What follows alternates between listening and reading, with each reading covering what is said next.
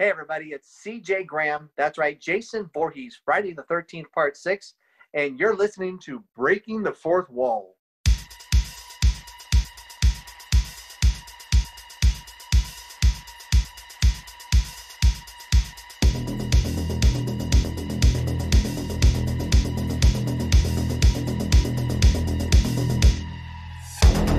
We did it. I'm gonna start recording since we're already talking about sparkled peenie. Well, we'll answer to Berlin in the background. We're cheersing too. There you go. Woo, cheers to the kids. I gave her some watermelon Mountain Dew. I'll do some drinking. Halfway through the show, I'll get up, get tired of the vodka, and go grab the Canadian Mist. Well, halfway through the show, I'll probably get tired of the beer and head for the vodka. But I'm on call tonight, so don't tell anybody. I don't know shit. Let's do it. Hey, guys, welcome to Breaking the Fourth Wall Weekly. I am Christopher Stolle, joined by Don Smith and Serenity. How you guys doing? Sparkle teeny good. Oh, sparkled teeny. I thought you were saying peenie. I was wondering what the hell a sparkled peenie was. It's a golden cock. Is that anything like a spotted dick? Is that... The golden Definitely cock. something between your legs. Trust me, folks, we're not going to get out of that region of the body tonight because first off, we're obviously going to be doing the news buffet. But my topic for after hours tonight, obviously, something that was brought to my attention by a different show made me wonder what our conversation about it would be, which is singles dating during COVID. And so we'll dig into that a little later. First and foremost, of course, the floor is Don's with the news buffet. Hey, what's happening? I've actually got some news stories, just in case you were curious and didn't think I had anything ready to go. I hope you have some. Yeah, I always do. And it looks like we're going to start off in Poland since you have your Polish potato water. A woman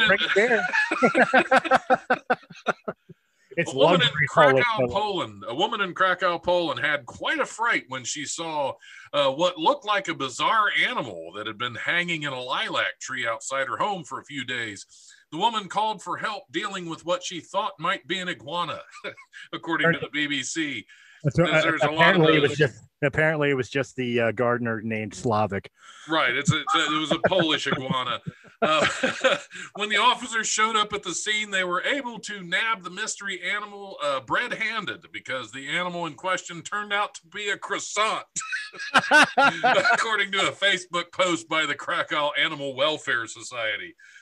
That is funny. It's a croissant. That's the person behind the post. It wasn't even Polish. It's French. Right, exactly. I guess that really is a Polish potato. The person behind the post theorized the croissant was thrown out of a window as a treat for birds in the area and ended up getting stuck in the tree. Would you like to see a picture? Yes. Because I know it's mating season for the croissants. That's why they're migrating to Poland. They're looking for a baguette. Right. Right. It's just little baguettes there. There you go. It just looks like a dog turd in a tree, really. That looks like a discarded dildo. That is a very okay. I see what you're talking about right here. You're talking about this section because you can see the head right there. Yeah, right there. Yeah, I get what you're saying now. Now I see it. You see what I'm putting down. Yeah. I'd put that down too. That's for sure. So that's one way to do it. I mean, I guess that's the best way to eat a croissant is out the damn window. That's it, yeah. Actually, I love croissants. That's just no way to treat one. It must have been stale. No, they didn't want to eat the part that looked like a penis, so they just.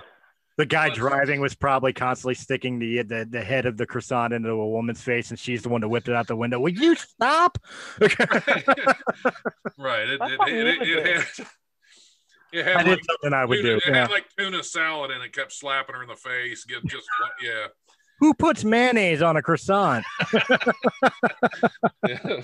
Is that vaginal fluid? White people. Is that vaginal fluid? Yeah, but that smells like. Anyway, In a Call scene, back to last week. in a scene caught by multiple traffic cameras, a driver smashed through the traffic arms of a Florida drawbridge and then made the dangerous leap as the bridge opened. The vehicle was briefly airborne on Daytona Beach's Main Street Bridge, which crosses the Halifax River on Monday. Local NBC station WESH said the traffic arms had to be replaced, and the police believe they have identified the driver. The gate also appeared to be damaged to do damage to the vehicle's windshield, but it's not known if the driver was injured. The drawbridge has seen its share of stunts. Just last month, a motorcycle made the same leap. I've always wondered about that. It's like I've always wanted to try it, but you know, I've never been in a car that I could get going fast enough up the fucking ramp as it's going up. So they took the jump and they made it. They made it. That's some Dukes of Hazzard shit right there. Oh yeah, that's I can just hear I can just. You all right? Sorry, Taco Bell. Okay, is that the sound of your? No, that was jumping the drawbridge. Is it? That was the Dukes of Hazzard horn. You know. Okay. Sound. It didn't really sound like Dixie to me. But that's... He was hollering Dixie somewhere else. That's for sure. But somebody I just imagine that it went into freeze frame right up at the top and said, y'all know what's going to happen next, don't you, folks? You know. And then all of a sudden, Waylon Jennings. Waylon Jennings comes on there. Them Duke boys sure do get the feud.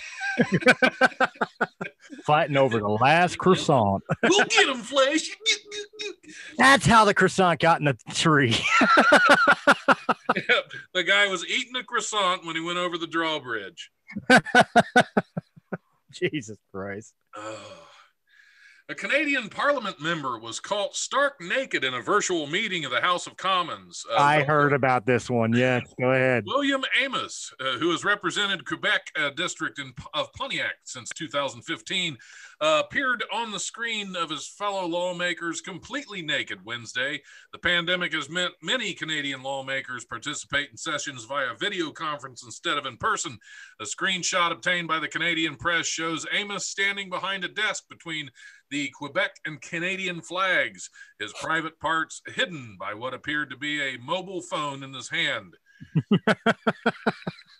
I heard about this. I actually heard more detail that on the phone, apparently the phone camera was on. So the people in Parliament did not have the phone blocking view from. So they had the view from the phone where it was right there. Right. Like what went over a full on dick pic. Right. But apparently, like anybody watching the chamber of whatever, you know, on TV didn't get to see it, but everybody in Congress did. And apparently this guy's excuse was before the session, he had just got done doing a jog or a run, and he thought the camera was off so he can get changed into his you know, suit to be able to be on camera. That's his excuse. Yeah, he just wanted to show him what he was packing. That's what that is. That's it. He was standing there, oh Canada, like he was standing at attention for the anthem. Is this in French Canada? Because seriously, he's Quebec, backwards. Yeah, it was in Quebec. Okay, Yeah. Yeah, it makes sense. I mean, honestly, that's not very shocking. Could you imagine? Like that would raise the ratings of like the House of the House of Senate's fucking shit here in the United States. You have one of our fucking Congress members just turn around and be like, "Look at my croissant." Yeah, but we would just, with our congressmen, we just assume that it was fucking Alzheimer's or something because they're all like 90. True. It'd be great if the dong that was like, you know, it'd be like Mitch McConnell showing his other turtle head is what that would be. I would have more imagined that like the dick that we see is fucking Nancy Pelosi's. You need widescreen for that. It's bagging. Well, she's got balls. Oh, ratings will skyrocket. I don't care. All right. What else do we have here? We've got to find something. This when I saw this, I saw this headline and I thought, what the fuck? The Philippine Coast Guard seized more than 200 tons of fossilized clamshells worth nearly $25 million this week in a joint law enforcement operation. A Facebook post from the agency said 4 suspects were arrested Friday in the Palawan province and accused of violating the Philippine Wildlife Resources Conservation and Protection Act, PWCRP. Sorry, I had to do the acronym. Okay. I thought you were trying to actually speak Filipino or something. I was like, is that a I word? was pronouncing somebody's name again. I thought he was going to sneeze or something. Like. He's having a stroke again, damn it. The act prohibits exploiting wildlife resources in their habitats, including trading the wildlife for the purposes of collection. The PCG said this was the biggest illegal giant clamshell haul in the region's history to date, because apparently there's a lot of illegal giant clamshell hauls. Could you imagine if that was the biggest thing we had to deal with in this country is clamshell hauls? That'd be great. They were fossilized, right? Right, yeah. Yes, yeah, they were giant fossilized. What are they going to do with it? Put them in the tourist fucking convenience stores, of course. Right, right. Bird baths, lots and lots of bird baths. All you Bird need baths is and ashtrays. Beautiful. Bird baths and ashtrays from Jamaica, but it was in the Philippines. Who cares? Yeah, they're going to revamp the Statue of Liberty, and she's going to be wearing them over her tits. That's what. I got to be honest, though, out of that whole entire article, that whole entire story, the only thing I have the hardest time believing, and maybe it's the ignorance of me being an American, the Philippines have a Coast Guard.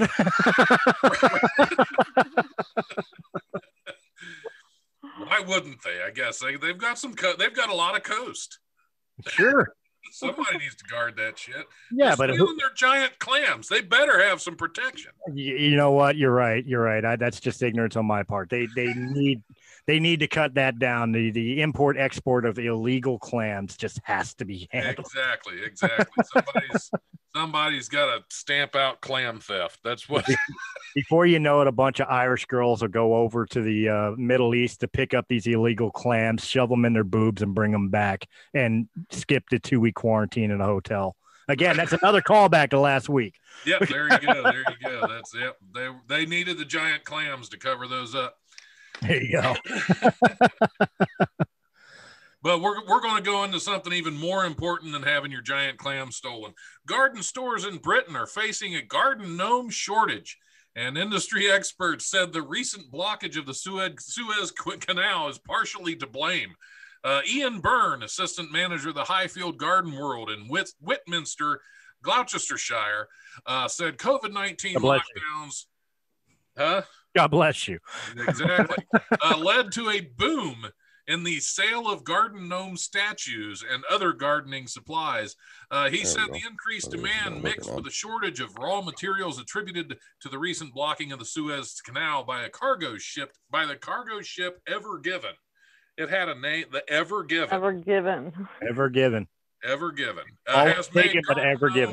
Has made garden gnomes increasingly difficult to find.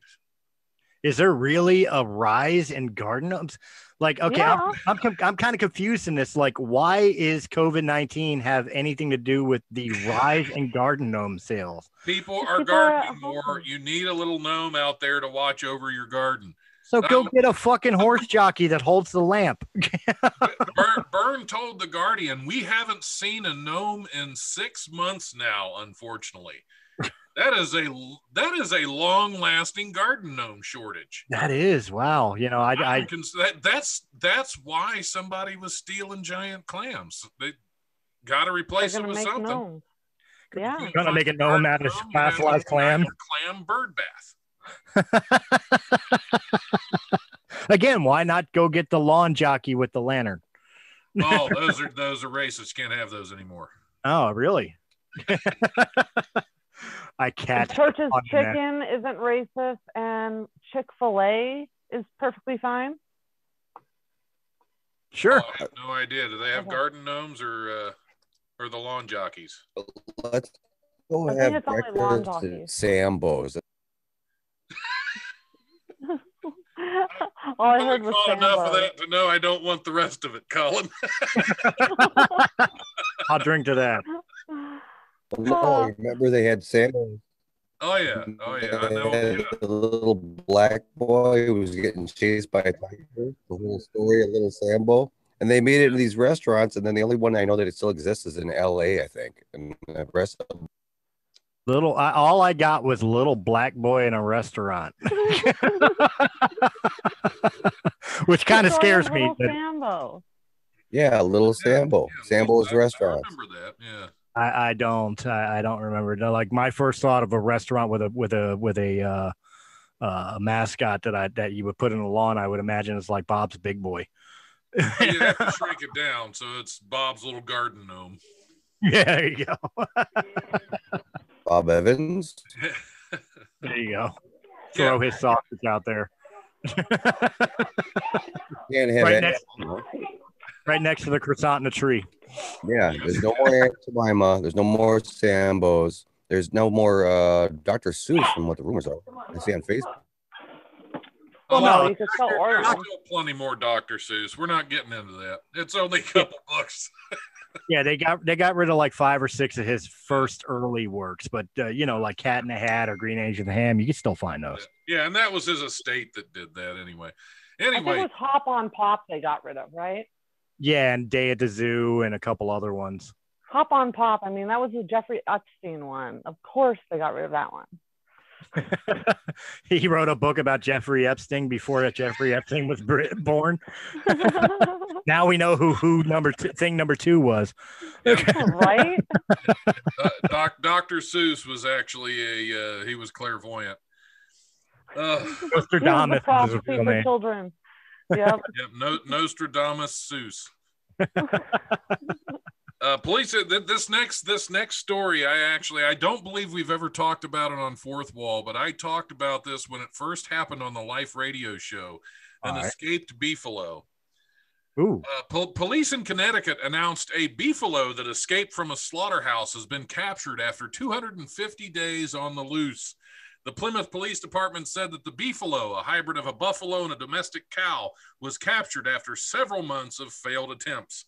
Thank you for clearing that up. Named Buddy escaped from a trailer outside of Plymouth Meat's processing facility August 3rd, and police warned the public to keep a safe distance from the potentially aggressive bovine. Jesus. Bovine.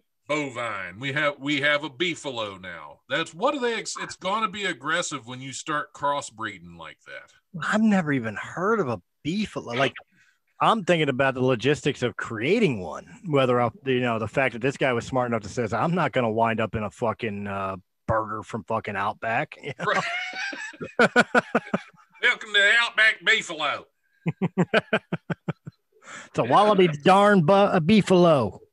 I won't eat beef. Blooming onion. Yep, Buddy the beefalo has been on the loose for what? How long do they say? 250 days, something like that. Yeah, 250 days. Yeah, but man, that's a long time. I think he's earned his freedom at this point. Yeah, I've known some serial killers that haven't stayed on the lam that long.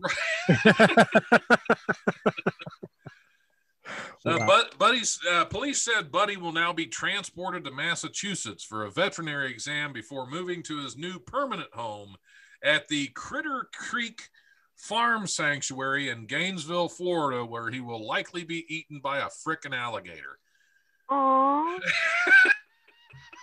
I'm just kidding. That was a joke. Buddy will be okay. He will live at it's beefalo heaven. He's going to beefalo. He's going to be the only fucking one there. Dude, he's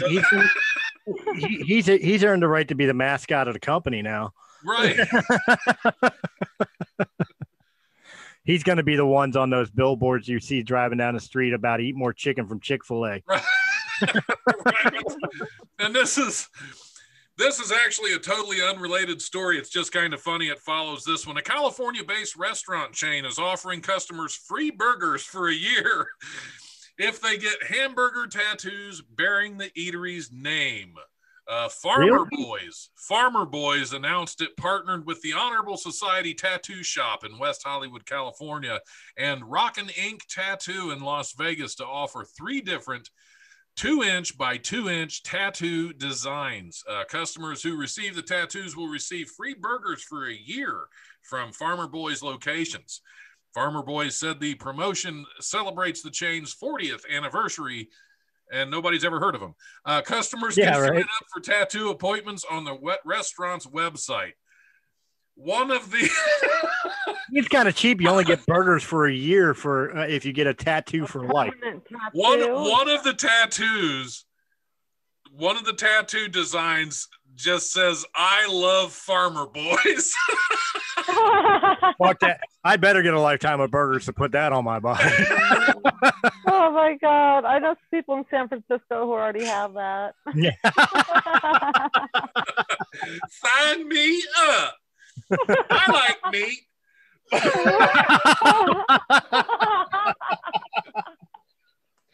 Oh, that is wrong. That is wrong. FarmersOnly.com. I love Farmer Boys. Yep, that's their Farmers Only tattoo. I'll tell you what, I will name the title of this episode, I Love Farmer Boys, if we get sponsored by Farmer Boys. Yep, I don't even need free burgers for a year. I just send me money. I just want the words, yeah. Oh my God. That's horrible. I missed this one completely. This one just popped up. It's not even on my list. So this one's completely fresh. Nice.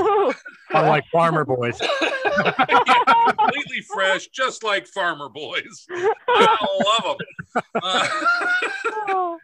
No, but you gotta love a good breakfast burrito. Illegal drugs hidden in breakfast food were found earlier this month by Transportation Security Administration officials at William P. Hobby Airport in Houston. William P. Hobby?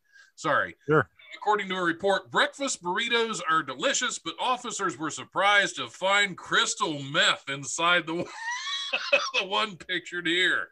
I am so disappointed. The agency on social media. The smuggling attempt was revealed via unidentified lump inside. They gave it a, anytime you have an unidentified lump, whether it's in your testicle, your breast, or your breakfast burrito, get that shit checked out. Yeah. I am completely and utterly disappointed. I don't know how many breakfast burritos I've gotten from mom and pop shops or even McDonald's, and with no meth at all. I'm telling you, that would totally pick up my Monday morning. Oh, yeah. Ready to go. And your Tuesday and Wednesday and Thursday. I want to wake up 2 weeks later going, damn, that was a good burrito. Burrito I've ever had. Oh my God. But why am I itchy? I am so disappointed. Dude, you got to up your game. McDonald's. Exactly. The smuggling attempt was revealed via an unidentified lump inside of the food during a routine x-ray screening of carry-on luggage on April 2nd. Who the fuck x-rays breakfast burritos? Who carries a breakfast burrito in their carry-on? And puts it on the fucking belt. TSA officers asked to inspect it further, requesting the traveler to unwrap it. Under protest, the traveler unwrapped it and... which is a great line anyway. Under protest, the traveler unwrapped it, and officers could see a dark object in the middle of the burrito. A second x-ray of the food revealed black tape and a large organic mass. This sounds like a normal strip search by the TSA. Exactly.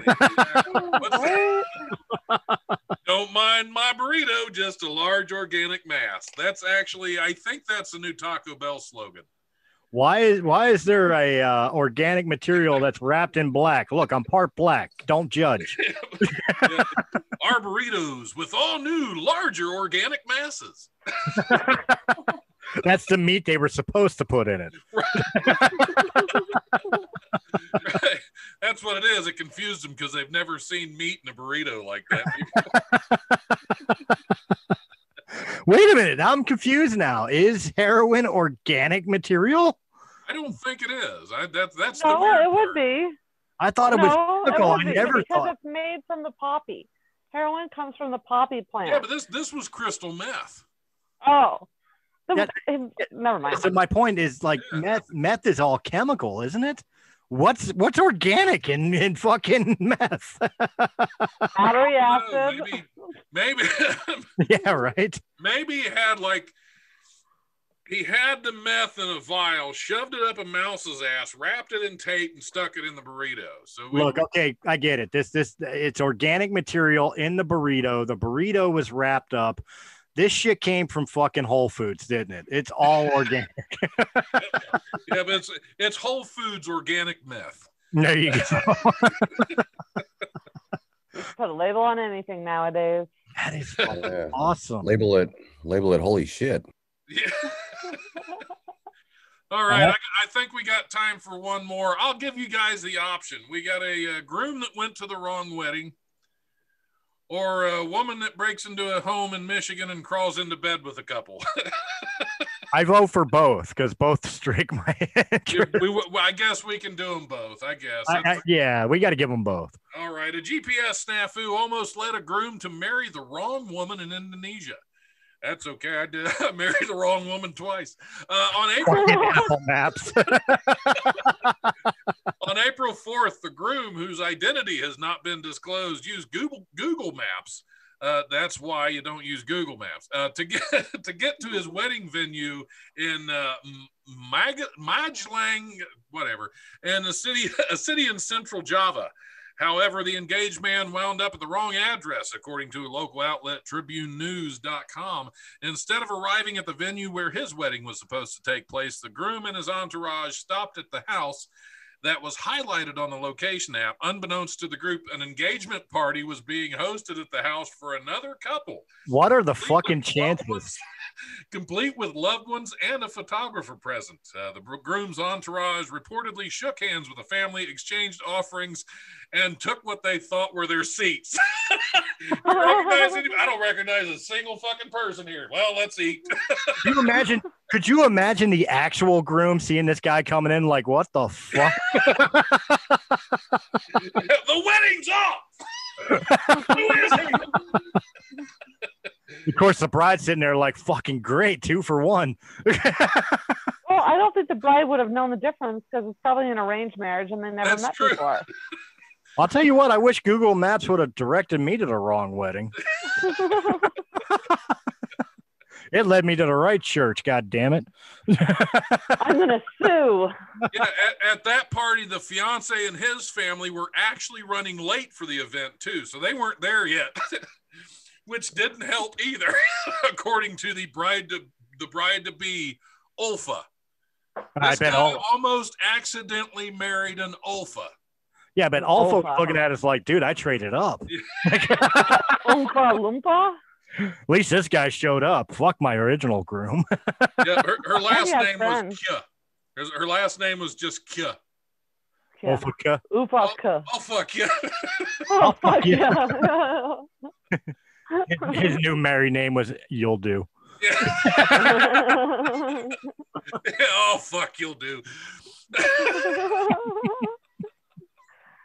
All right, we're going to head up to Michigan, Colin. Who knows? This could have happened to you. A Michigan couple woke up in the early hours of Monday morning after a strange woman broke into their home and slipped into bed with them. The Quincy Township couple told investigators the 22-year-old woman climbed into their bed around 2 a.m. and refused to leave. Michigan State Police said in a news release on Tuesday, the woman from Jonesville seemed to be under the influence and thought it was her own home. She thought it was her own home, but she didn't question that there were 2 people already in bed.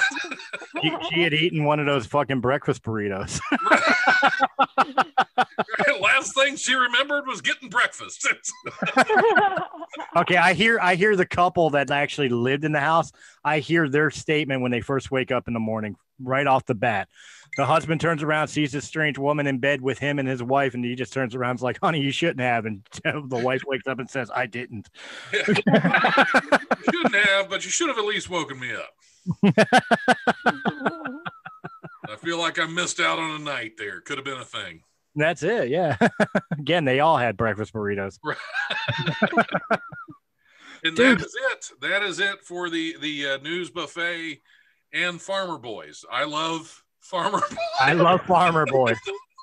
I'm telling you, Realm of the Mist Entertainment at gmail.com. Hit us up and we will say it every fucking show. Right. I won't get an I Love Farmer Boys tattoo, but I'll flash. You know what? Send me the logo. Get an I Love Farmer Boys tattoo on your ass. No, I'm not gonna. I don't think any of us will get the tattoo, but I'll tell you what we will do. You send us the logo, and we will flash it on screen like a subliminal message on every show, like fucking Hypno Frog on Futurama. Like every 13 minutes. Every 13 minutes. Oh. Dude, I'm still reeling over this woman climbing into this married couple's bed, not realizing it's not her house.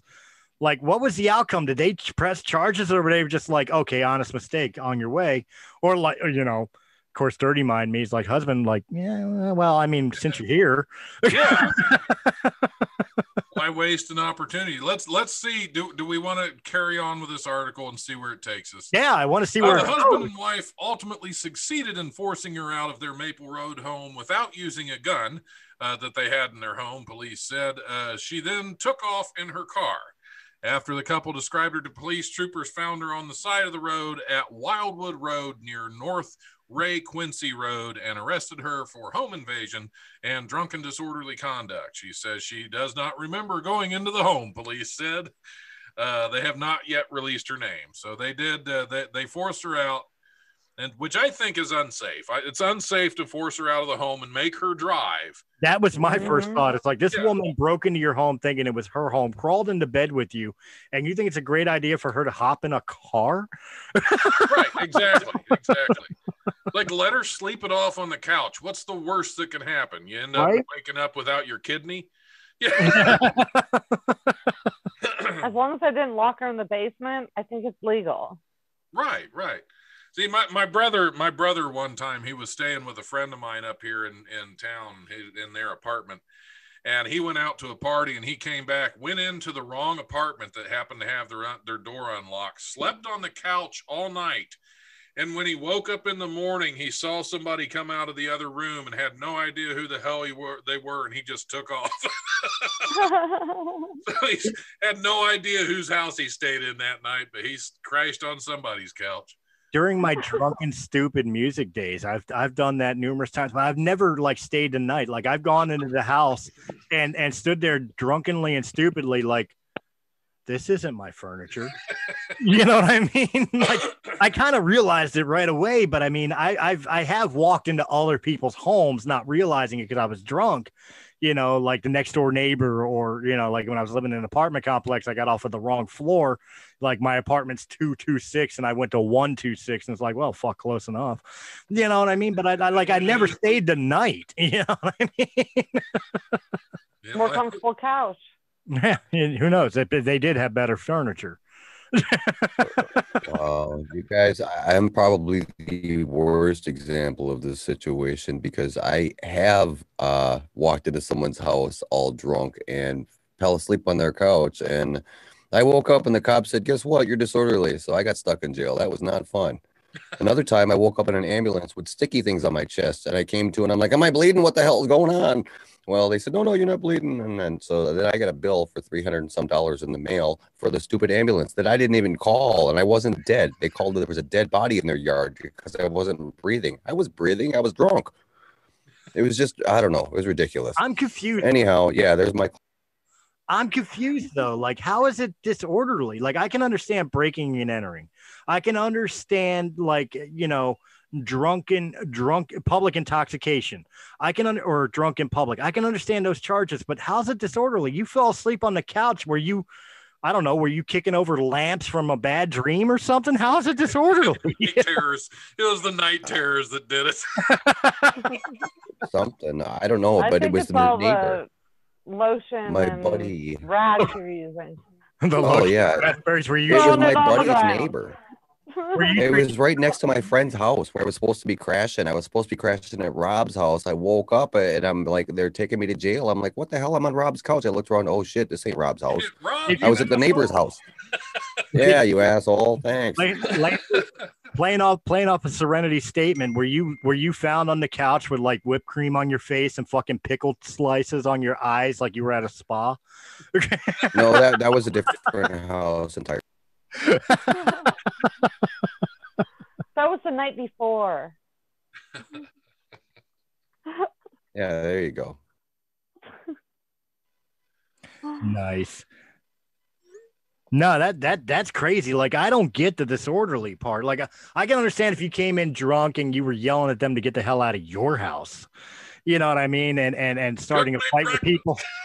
You know, arguing with the people who live there. I can see that. But I mean, if you're found on the couch passed out, I get breaking and entering. I get drunk in public or public intoxication. I do not get disorderly. Where were you disorderly? You were passed out on the couch. Yeah. You're probably the best fucking house guest they ever had. Probably. But the thing is, I guess I must have freaked them out because they didn't expect somebody to be on their couch. And all of a sudden, there I am. I get that. But they didn't lock the door either. I call it Trump charges. You should have fought that. I was not disorderly. I was drunk. Right. Now, see, if my name was Joe Biden, they would have let me sniff them, and that would have been it. You know. Yeah. We went there. Or they'd have been over there sniffing you while you slept on the couch. That's true. You could have been Hunter Biden. He gets away with everything. I should have just started coughing. They would have let me go if I just coughed a bunch. There you go. Yeah.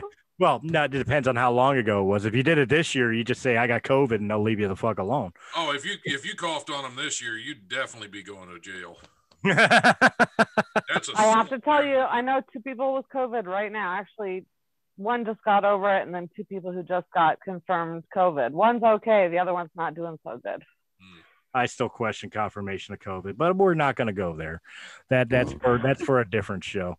Well, our condolences to your friend Serenity. Yes, we wish him well and get well soon. But as far as like the statement of COVID, I still have my questions. But I mean, he's fine. It's his girlfriend that's really fucked up. They both tested like positive for it, you know. No, I get it. And you know what? The people need to get over this COVID thing, not because of the disease or whatever. I'm not sharing my opinion. I'm talking about people in public. Like, I go to a fucking, a grocery store, pick up groceries for the week or whatever. And I'm wearing my little fucking mask and everything else.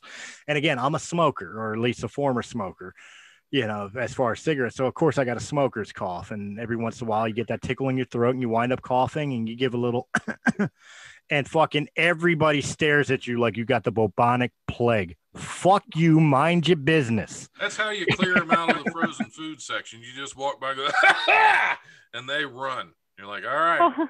But seriously, like, jokes aside, mind your business. I'm wearing a mask. If mask works, you're fine. Walk on, bitch. Chin diapers.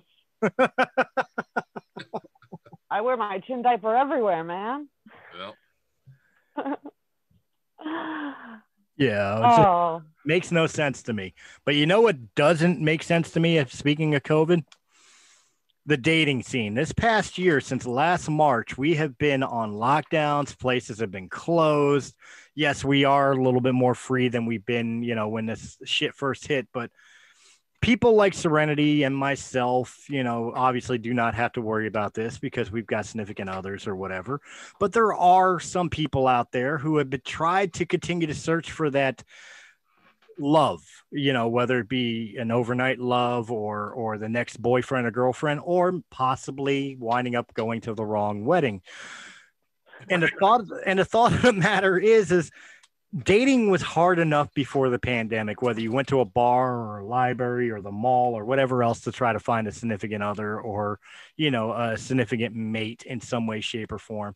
But in this day and age, with masks and limitations on getting close to people and getting to know people outside of like fucking online and social media, which is probably more dangerous than picking up a chick at the bar. How do we, the question I will pose to everybody for after hours is how would we approach dating in this pandemic era? I believe that it's only gotten better. You actually think it's better? Yes, Yeah, because all the scumbags are dying. well, no, like if I were gonna date someone, I would want it to be a situation where I knew them really well and I had built a trust with them over time. So right now, when you can't see someone and you have to communicate a lot, then it kind of makes the one night stand go away, and it makes it where people are actually building real connections instead of just connecting, you know?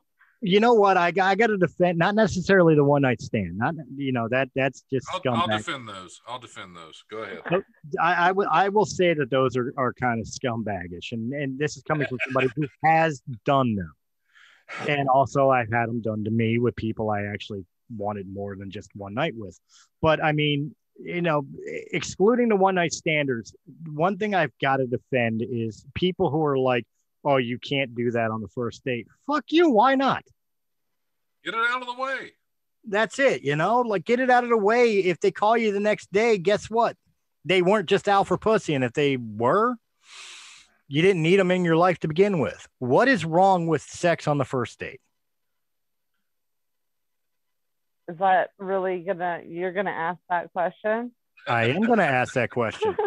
This okay, is how much respect do you think that I think you're going to have for me if I let you go that far on a first date? So much more than you would think. That's the thing. I think it's taboo for women to think that just because they fucked a guy on the first date, the guy's not going to respect them. Now, if the guy is a one night stander, sure, you're right. You're absolutely right.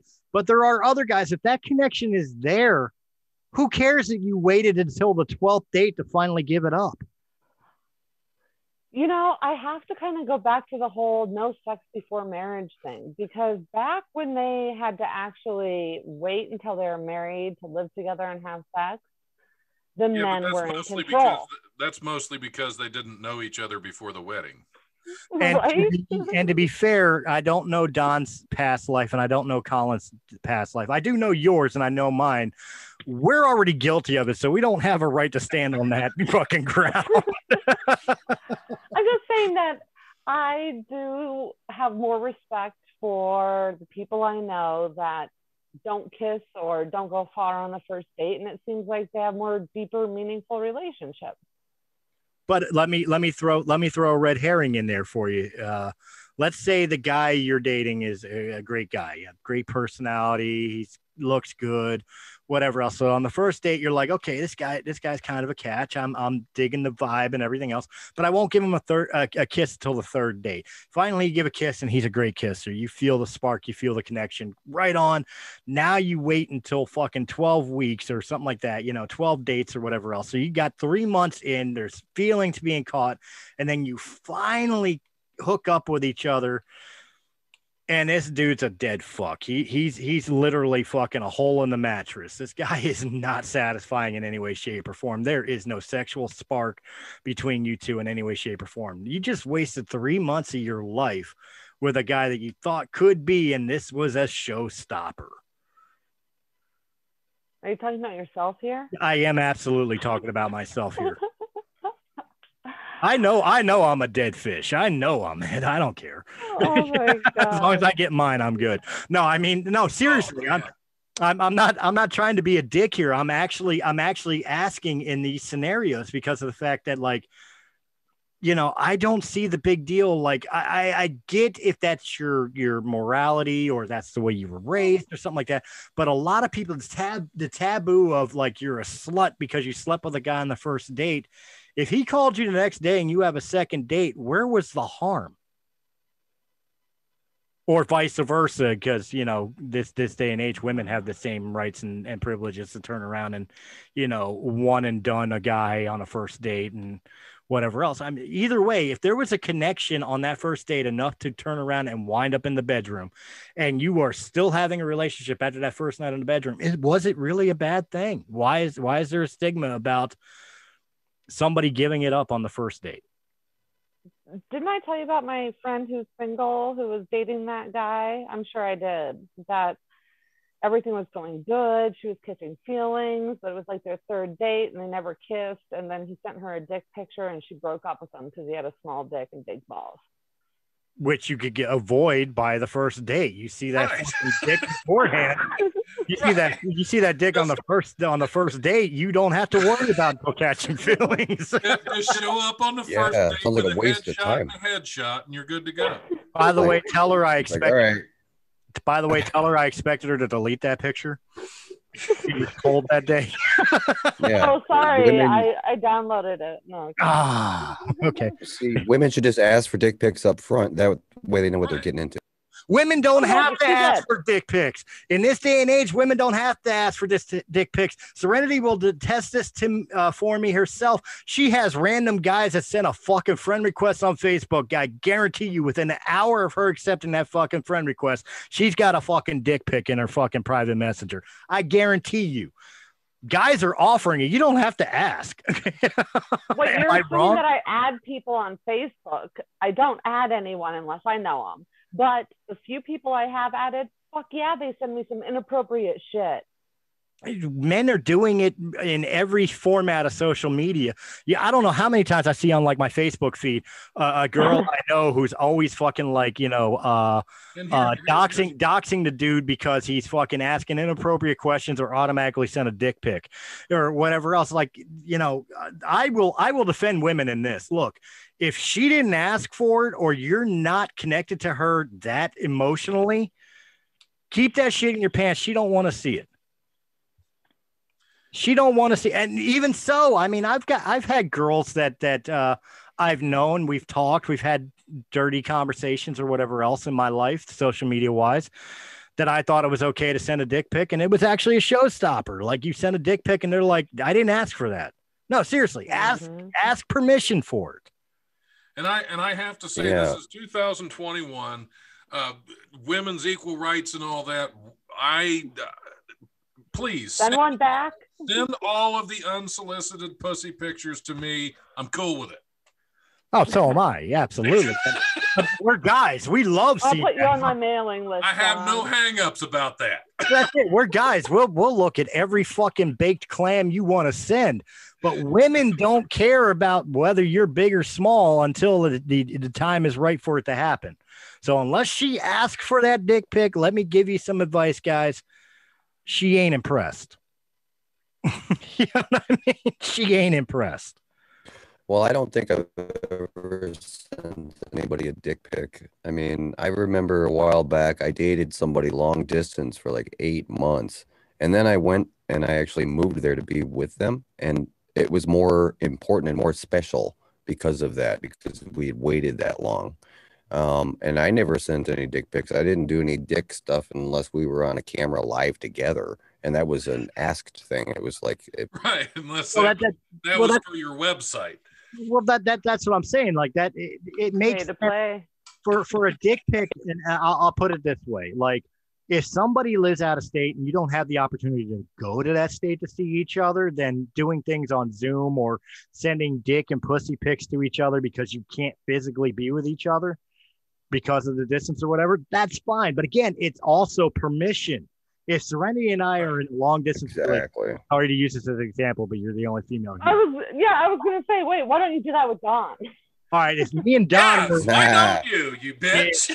if Don and I were in a long distance relationship with each other and it was not feasible for us to travel to see each other, to be actually physically intimate with each other, but we're both okay with sending genitalia pics or doing fucking, I guess it's called sexting on Zoom. I don't even know what it's called.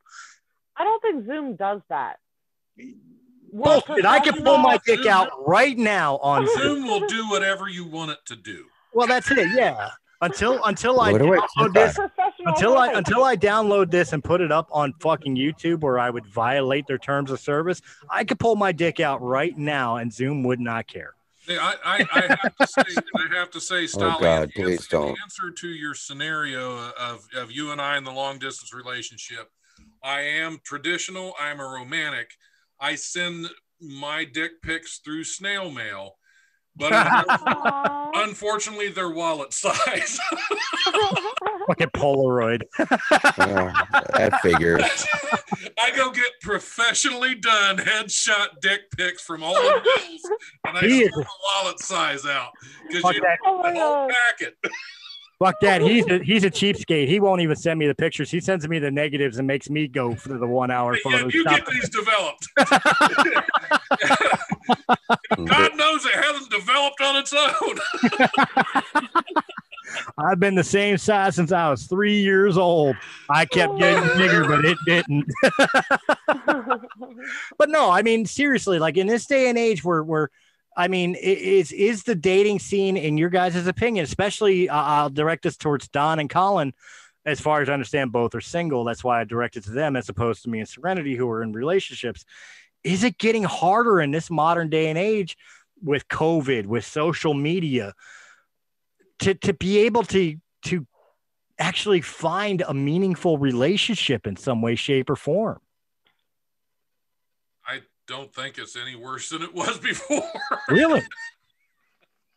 I really don't. I mean, you still, I don't know. I don't do the online dating shit anymore. And I don't send dick pics because you have no idea the amount of hair I would have to cut back in order to actually get a visible picture. Right. Of course. Yeah. Yeah. What the fuck are you sending me a picture of? I don't know. Hair? What is this? People can send me whatever they want, but I'm not, whether or not I look at it, it's another story. And honestly, I've never had a chick send me a dick pic yet. But if they do, there we go. We got a vagina right there. That's a butt pic. Oh, that's a funny looking dick pic. That's an upside down asshole. I'm trying. Okay, I'm trying to do it. That's a corned beef sandwich. Oh my god. Okay, sorry. I was trying. You know, I'm not trying to be a dick here or anything else. I'm actually being serious. Like, we take away the perverts of social media, which there are plenty, especially in the male persuasion.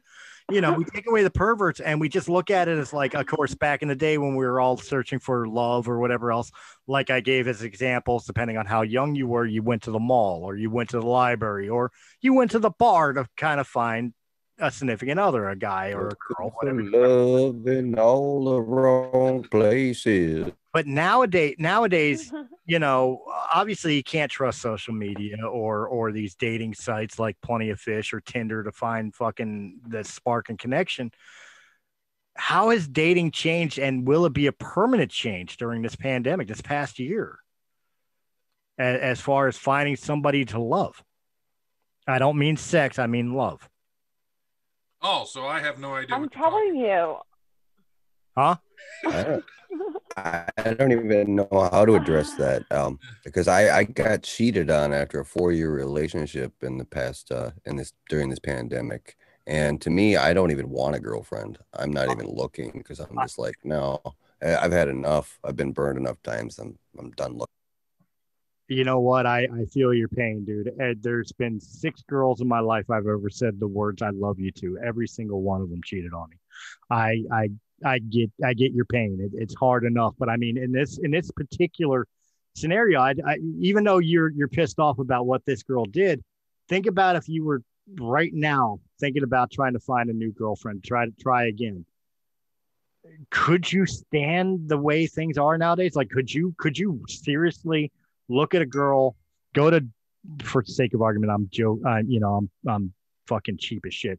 You go to Dunkin' Donuts for a cup of coffee and you're sitting across from each other with a mask on her face, you know, and everything else. And technically you're supposed to be 6 feet apart from each other and blah, blah, blah, all the rules of COVID. Does it change the factor? And how would you adapt to that change to even try to get to know this person? Well, it's an interesting demographic because nowadays people have masks on all the time. So you don't really know what they look like per se until you actually see them without the mask. So you check out everything else they've got going on. Like, do they have nice legs? Are they got a cute butt? Are they endowed on the chest area at all? Do they seem like they're fit in good shape? Are they gonna, you know, I mean, so there's all the other factors now with the mask thing. Which would still piss off the woman because, of course, you know, what's the typical line? You look at her tits and she's like, my eyes are up here. You know, so you're objectifying the rest of her body because you can't see the rest of her face. You know what I mean? Right. Serenity, what about you? Like, if you were in that scenario, you're sitting at a coffee shop with a dude you're possibly interested in, but mask on the face and no touching, no whatever allowed because you don't know the person yet. Like, how do you get around the COVID protocols to see if there's any form of attraction? Well, I know that this doesn't have to do with physical, but I know with music for my record company, I've met with several bands during this COVID thing, and you have to kind of go off of body language, go off on like rapport and how well you communicate with each other. And I think it is more difficult. But then again, I have a lot of girlfriends and they're loving it because men are either stepping up or stepping out. If they can't give you what you want, they know they got to move on. I think it's a good thing that we're in right now. All right. Well, I'm going to ask this of the guys. Back in the day, I will ask this point, and then we'll get everybody's opinion. And then I'll even ask Serenity for female's perspective, but mainly for the guys here. Back in the day, we were the pigs. We were the dogs. Obviously we were out for sex or ego or whatever else. And then there's no denying men were scumbags back in the day, especially in the dating scene and the gene pool and shit. But in this modern era, even post-COVID, in this modern era, there's been a major switch within the sexes where men have become more oriented towards relationships, being respectful. Not always, but demographically, if you look 10 years ago, men were more misogynistic than they are today. On the opposite end of the coin, though, it seems like women have become more of the users and abusers in a sense of going out and finding somebody to either just fuck for a night or use and abuse the guy until he's not worth it anymore and sends it on their way, and actually has disguised it in the sense of women empowerment, which, from my personal opinion, I don't consider that a good step in the right direction. Men were wrong when they were doing it. It doesn't make it any better that women are doing it now. In your guys' opinion, how do you avoid this? Like, if you're going out for a date or whatever else, what are the warning signs that tells you that you're stepping into a realm with a girl that is just not having your heart at its best interest?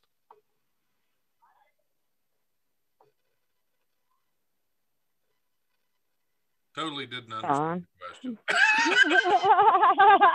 Can you repeat that? What does my heart have to do with it? Well, I mean, again, you're going out on a date. You're hoping to find somebody who's going to become your significant other, whether wife or girlfriend or whatever else. And she's there to fucking rape your wallet and use you for a night and send you on your way.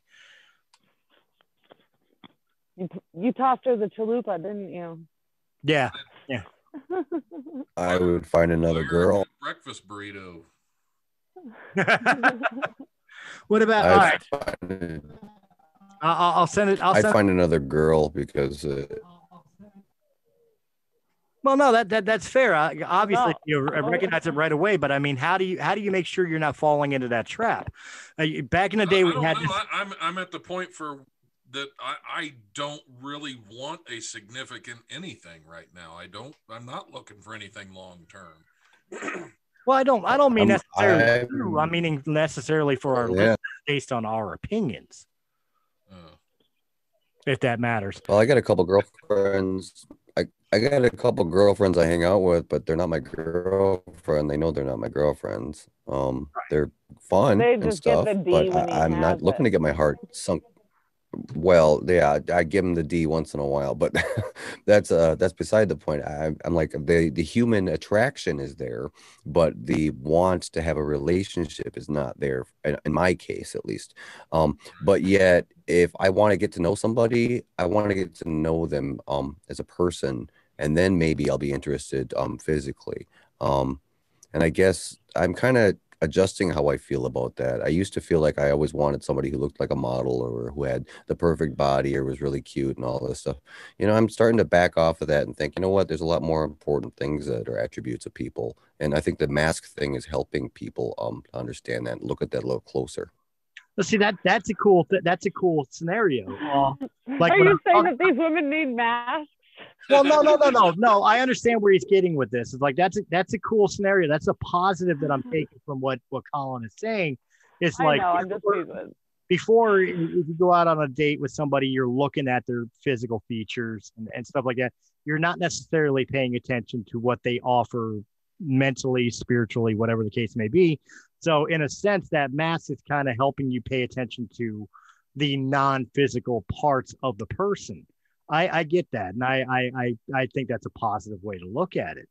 But Serenity's not wrong either. You're also looking at it as like, okay, I used to fucking approach a girl because I found her physically attractive.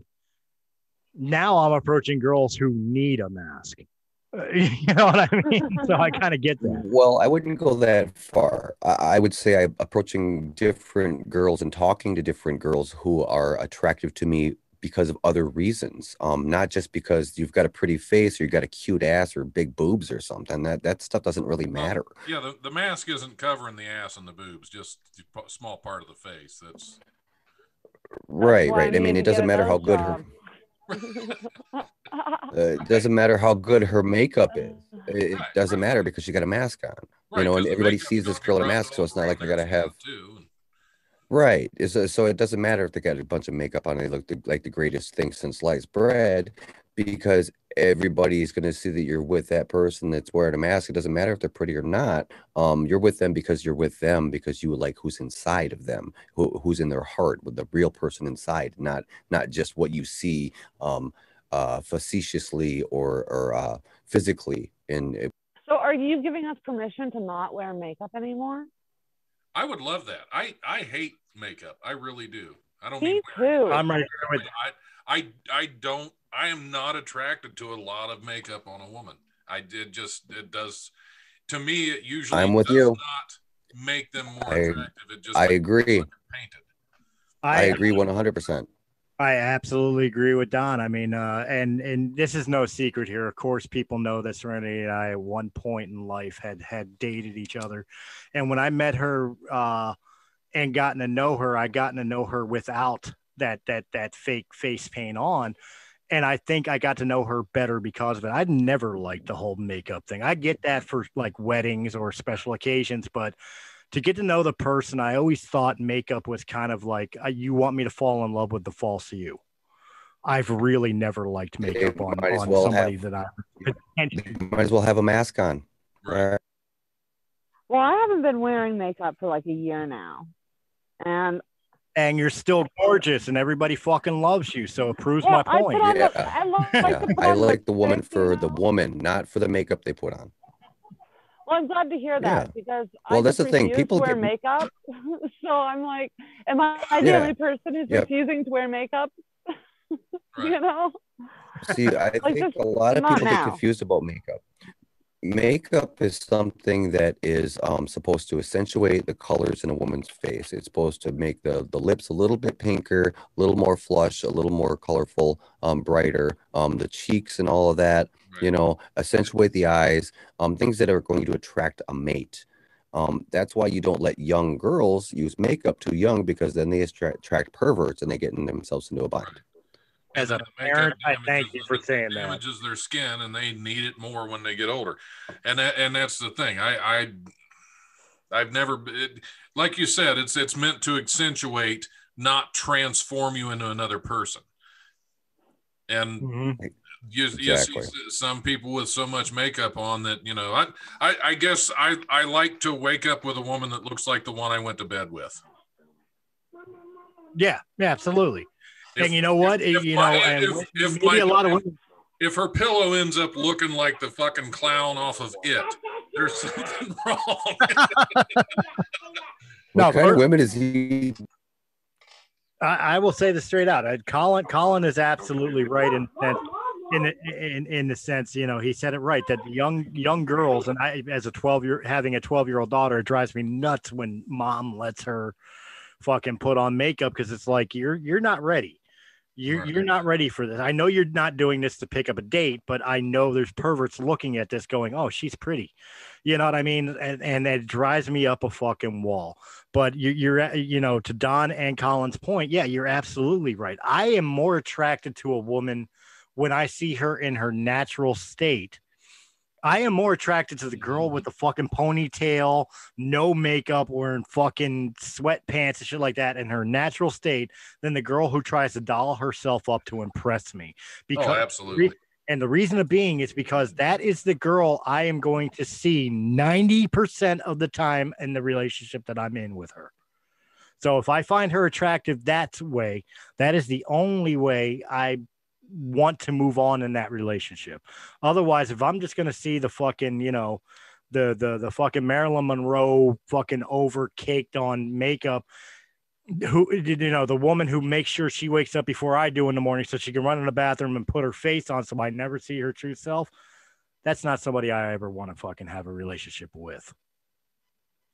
Right. Yeah. You got to be attracted to a woman's mind if you want to have a meaningful relationship, their mind and their heart. What's on the surface, what the world sees, their makeup, that can be covered by a mask. That doesn't matter. What matters is your communications and can you hold an intelligent conversation with each other? Can you stimulate each other's minds to where, yes, I'm still interested in being with this person. I still care about the same things that they care about, and you have those things in common. Those things are the things that matters, not makeup. That's just like the basic attraction for like our what do you call it? Our human being state, or our animalistic. Right. And Serenity, of course, I want to get the female perspective on this. We're speaking as men and what we look at and what we do, but what about you on your end? Do you agree or disagree with what we're saying? Is it maybe we're misunderstanding the point of it in many aspects? Honestly, because of like the Kardashians, I don't understand makeup anymore because like it's gone from being something that you wear to, yes, be more natural, to something that like Lady Gaga wears on the red carpet. Right. It completely transforms them. Yeah. And so I like to wear makeup that is very down to earth and not crazy colors, but I'm the one who doesn't wear makeup ever. Like, I hate makeup. Well, I could state this, and I know Colin would agree with me in this more so than Don. I don't know if Don has ever actually looked at some of your photos on like your Facebook accounts or whatever else.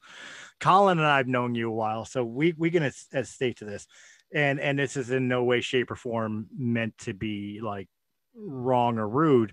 So forgive me if it comes off the wrong way, but we've seen your pictures without makeup, and we've seen you in person without makeup, and we already know that you're an attractive woman.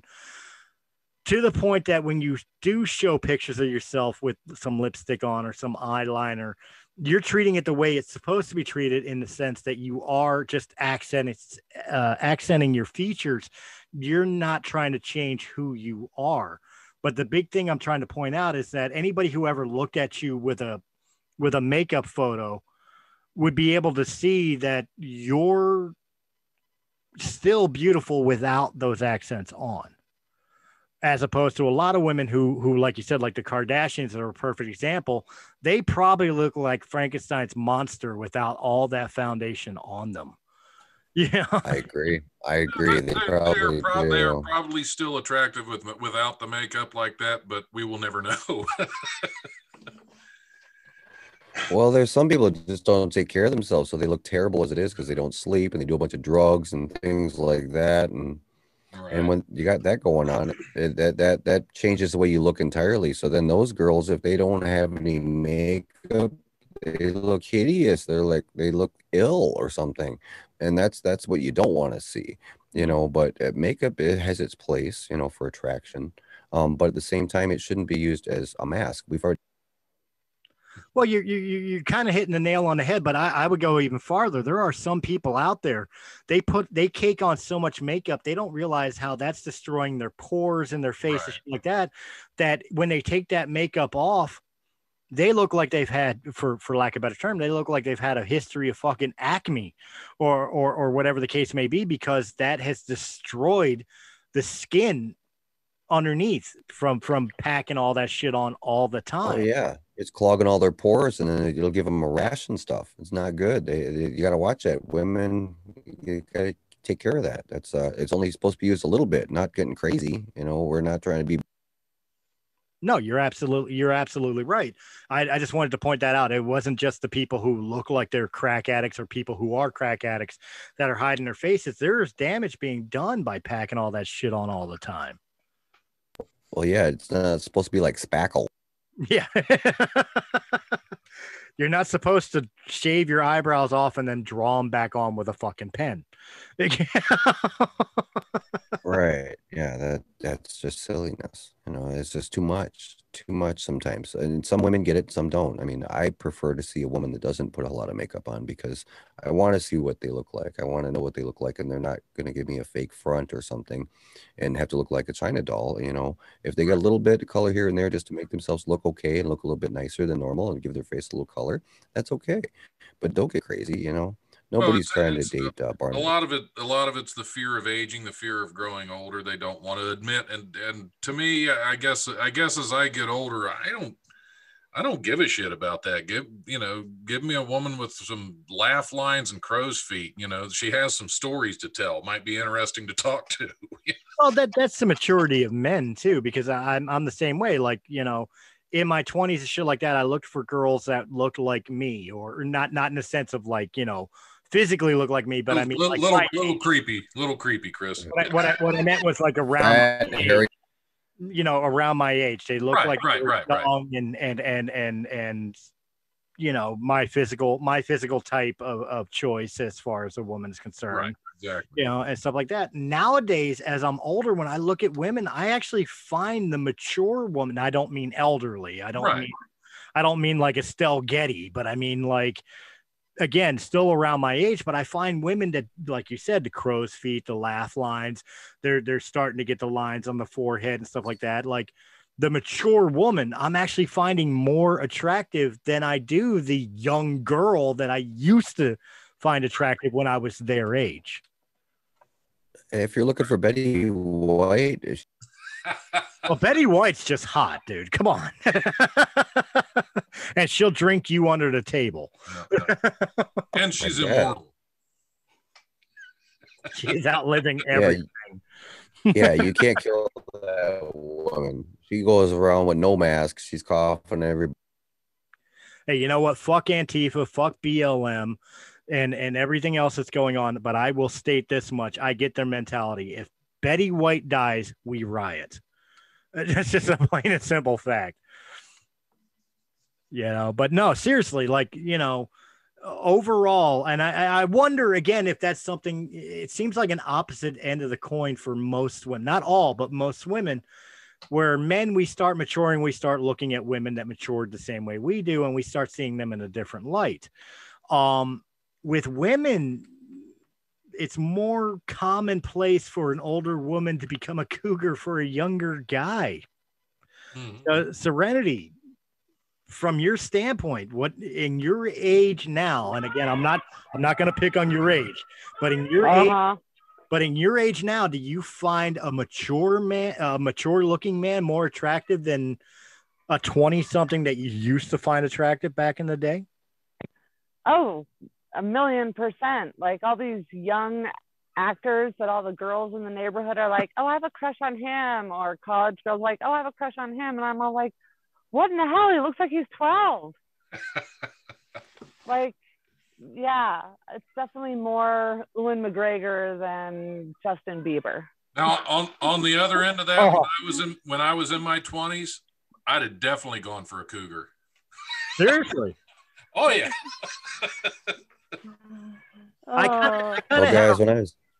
When I was in my 20s, I had a rule. I kind of had a rule. They had to be within 4 years, one way or another. They had to be 4 years within my age range. So if I was 25, I wanted a 21 or a 29-year-old, like somewhere within that line. That was kind of my rule. Yeah. Nowadays, not so much. I didn't have that rule. I mean, I had nothing against older women when I was a younger man. Interesting. You guys, I don't know. See, for me, it's different because I grew up in a strip joint, so there was all kinds of hot women around when I was young. Yeah. I've always been the guy who goes after. He's saying yes. More attractive he finds women. The young boys attractive. No, I don't want any young boys. No. But different times in my life, I've looked at that scenario and thought about, okay, well, I grew up around hot girls all the time, and I've never had any reason to date anybody who wasn't really good looking. So now it's like I talk to other Hot girls and I'm doesn't like, have an man, age limit. this girl's right. Yeah. And then I'm looking at other girls that are like, yeah, maybe they got a couple pounds where they didn't need to have them, but you know what? They got a good mind, a good heart. And it's like, well, I'm going to talk to them still. I'm not going to be, not cool with them or whatever, or not be social with them. Just because they might have a couple pounds and be a little heavier or something, or maybe I'm not really the way they do their hair or something. I mean, well, you know what? That's them. That's what they want to do and how they want to be. And it's more important to connect with a person's mind and stuff. Sometimes that matters a lot more. I mean, you've seen like the really good looking chick with the really nerdy guy. It's because they get along. It's because they've got a bigger Right. connection there. And I think that's the deeper thing that we all need to focus on and think about. It's not always about your sex appeal or your appearance. Sometimes it's more about deeper than that, about how you connect with the person. And if you have good conversation, if you can hold a long-term relationship with that person, if you can connect on different issues in your life and have good conversations. Because if you can't, you're wasting your time. And somebody told me once, they were married for like 35 years. They said, if you're not dating your best friend, you're dating the wrong person. And I Well, no, that's fair. I mean, in my own right, I agree, but I disagree. And the reason being, I say that, saying what you're saying. I had a particular type that I liked, long straight hair. I liked girls generally thin, I never was a person who cared about like size of boobs or whatever else. But I've dated outside of my quote unquote comfort zone in the past, as far as people who may be heavy set or maybe weren't blonde or something like that in my life. But to disagree with what Don said, nowadays, yes, I would agree with you. It's like a beauty has no age. But when I was 20 years ago, when I was 24 years old, I did shy away from older women because of the fact that like I didn't like the idea of dating a woman that made me kind of feel like I was dating my mother. Like if that makes sense, like somebody who was old enough to be my mother was kind of a turn off. No matter how attractive she was, it's just knowing that like it could very well been her instead of my actual mother who birthed me. I don't know, man. I'm wrong. You could have learned some things. ah, Let me tell you, man. No, I've never really concerned about the perfect anything. I don't. To me, I guess it's not that I don't have a comfort zone. It's just that I've never really been that picky. I'd be more into a personality than anything else. To me, give me somebody that's funny and smart and holds a good conversation. The rest isn't that relevant to me. That's fair enough. I mean, there has to be some attraction there. I mean, I'm not saying if it's somebody that has a beard bigger than me, she's not going to do much good for me. No Russian male on her bride. I like feminine, but I like smart, intelligent, funny women. So no Russian mail order brides for you. Got it. Well, it's one of those things where, like, when you're younger, smart, funny, got a good head on her shoulders, I don't care. I'll accept the beard as long as she's smart. Be a foot taller than me. If she holds a good conversation and looks all right naked, I'm good with it. Go ahead, Kyle. All right. Well, I guess everybody's standards kind of flip-flop as they grow older. I mean, I know when I was in my teens and 20s, I viewed the whole situation of dating totally different, because I was like, oh, she's hot. Oh, she's hot. Yeah, I want to hook up with this girl or that girl or whatever, but looking at it now, I'm more like, I want to find somebody that I can trust, somebody who's worth a damn, who has goals and priorities, who doesn't drink all the time, right, or get into drug use or something. They gotta have enough brains to where I can have a good conversation with them. But at the same time, I want somebody who's independent, so I don't have to take care of them. because I've got enough to do with. I'm trying to help my family run a restaurant, you know. So I don't have all the time in the world to sit and watch TV with some girl. I mean, I got my music interests as well. I'm into stained glass. I'm into sculpting. I'm into this podcast stuff. I'm putting together a music group with some friends. I'm just like, I got a lot of stuff going on. So if I get involved with somebody, it's going to be have to be somebody who's right. Exactly. That's where but yet be intelligent enough to where I can hang out with them and do stuff with them, but not constantly have them demanding of your time. And that's been one of my biggest issues for some time with relationships in general is it's this entitlement to my time that just I can't deal with anymore. Right.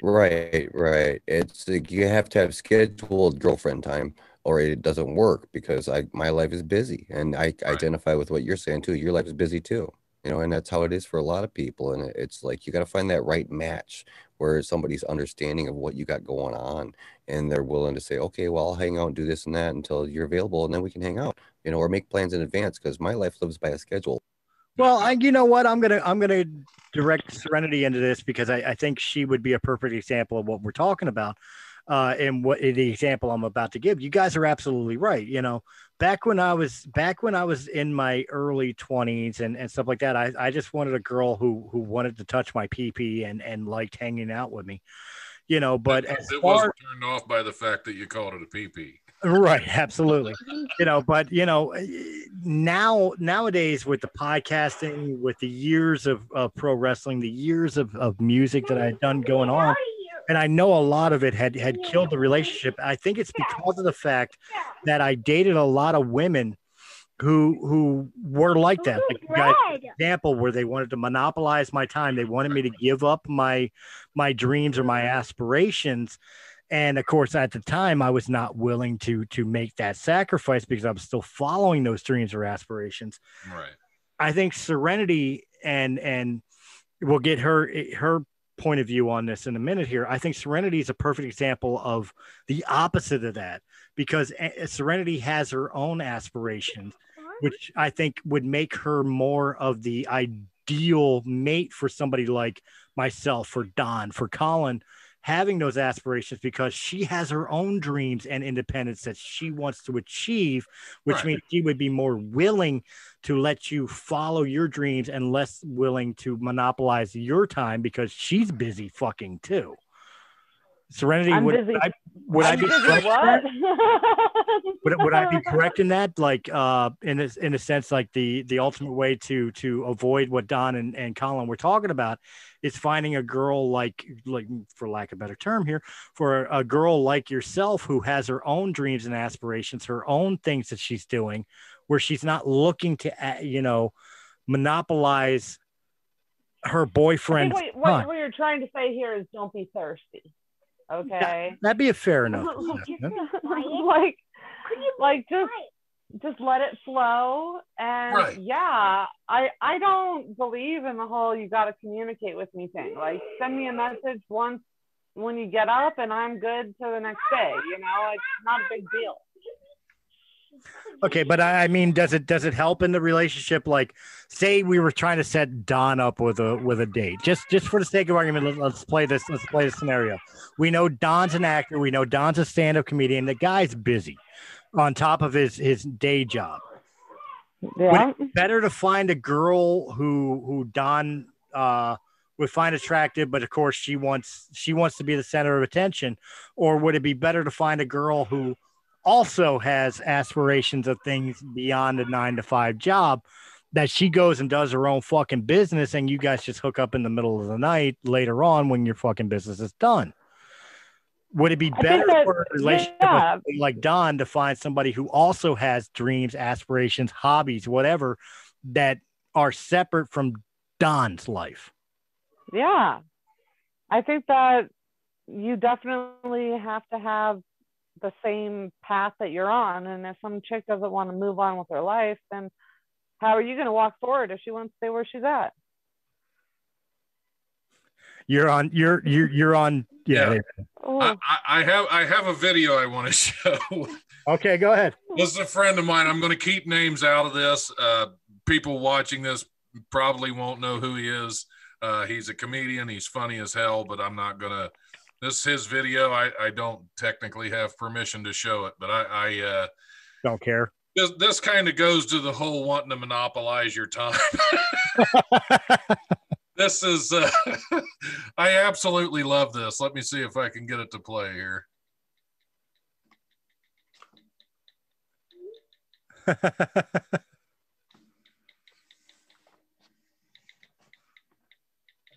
This is a text message between him and his girlfriend. Yeah, and he's got to get to work. So he puts it in the airplane mode. Nice. And she goes nuts because he's not answering his texts.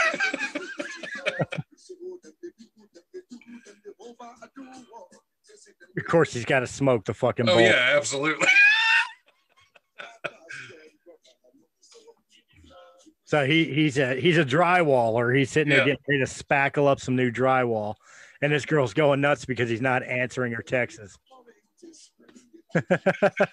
Yeah, I hate that. I'm busy. I'm trying to work on some music stuff, and I got a guitar in my hand. I don't want to look at the damn phone every 5 minutes. I get that. I get that podcasting from my current girl. I get that when I'm at work. I get that when she's at work. When she should be working, she wants to try to fucking talk to me. Yeah. Yeah. Like I work in a kitchen. I'm busy, you know. I can't be talking on the phone, texting all the time. It's like even when I was working shutdowns at the paper mill, doing water blasting and sand blasting and stuff like that, it was just too much for me to have the phone there, be stuck to the phone because there's safety issues involved in things. I can't be distracted. Yeah, I'm feeling this guy's pain now. Like people that can't see this is like she's going off about like you're an asshole for not answering. While he's working, I feel this. My ex-wife cost me 3 jobs for trying to fucking text me or talk to me or call me while I'm working. 3 jobs where my boss turned around and was like, dude, you got to get her under control or you can't work here no more. Oh, yeah. Literally, you know. And women think it's okay, and you're the asshole because you're trying to do what you're supposed to do. Yeah, and I've gotten shit like this too because I'm at work. That's why I thought this was so damn funny when I saw it. And he's all done. He's wrapping up for the day, and then he's going to see this next week. Yep. Now, one of the first messages she sent was whether or not he liked broccoli, and that's why she got so pissed off that he didn't answer. So I really do like broccoli, is what he responded to all that.